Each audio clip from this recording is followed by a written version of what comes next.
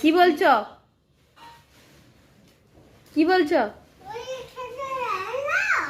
আচ্ছা, তুমি বন্ধুদেরকে বলছো তোমরা কি মুড়ি খেতে জানো? কেমন করে মুড়ি খায় তুমি দেখাও, তুমি তাহলে দেখিয়ে দাও।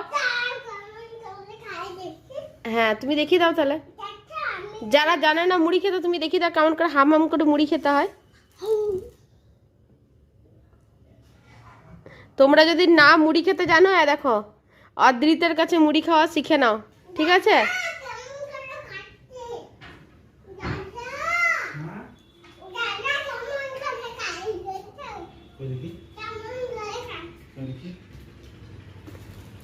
বাহ বাহ বাহ, দারুন দারুন দারুন দারুন দারুন।